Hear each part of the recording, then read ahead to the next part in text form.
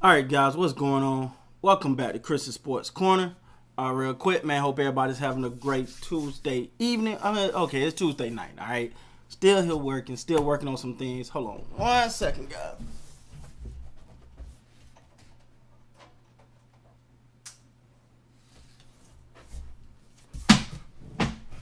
All right, had to turn that light on because sometimes it get a little dark. Okay, real quick. Thank everybody for hitting me up on social media. I know I haven't said that in a while, but I appreciate you guys. Thank everybody for supporting the channel. And if you know me, you know I'm a person that once I start monitoring something, I'm paying attention, I'm gonna keep bringing it to you. So the Toronto Raptors, they got a lot going on right now. But I wanna start off with the most positive news, and I want to make sure that I word this correctly so it won't be misinterpreted. The feds, meaning the federal government, reviewing the plan that would allow the Raptors to play in Canada. The federal government says reviewing the proposal that will allow the Toronto Raptors to play in Canada again when the new NBA season starts. They put out a statement: the health and safety of the Canadians is our government's top priority, and reducing the spread of COVID-19 must be top of the mind. We understand that many Canadians are eager to see their favorite professional teams return to play. We are reviewing the proposal from the NBA and the Toronto Raptors for the resumption of the NBA basketball in Canada.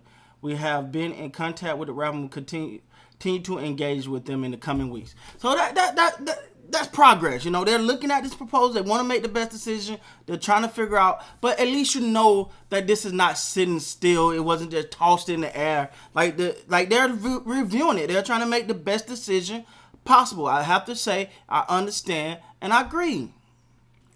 I agree with that for as in being a positive step, because every home team want their team at home. You know, I understand it. We're in unfamiliar territory, but it applied to both sides. Applied to the Toronto Raptors for putting something together to say, hey, this is what we got. This is what we could do. Applaud the government for saying, hey, we're looking at this proposal. Thank you guys. All right, cool. So that's that. But so that's some good news. Hopefully that works out so the Toronto Raptors can play in Canada. And I know, even though it probably at that point still will not be games played. I mean, fans at the games, but at least it'll be familiar territory. You know, at least they have the option after some games to go home. You know, we gotta think about that. Which I'll dive into more on another video. Now, on the flip side, Raptors are confident that they can re-sign Steady Fred Vanvleet. According to the GM, I'm trying to get exact quotes here.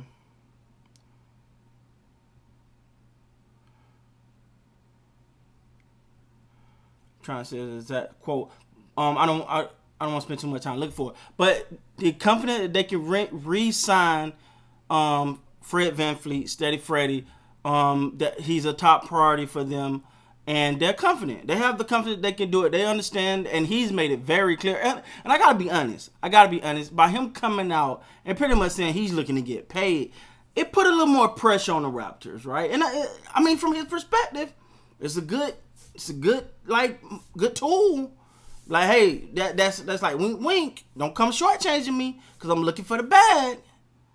You know. So I kind of get his stance on it.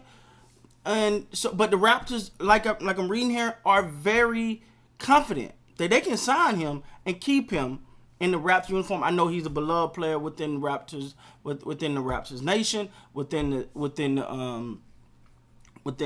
the city of Toronto.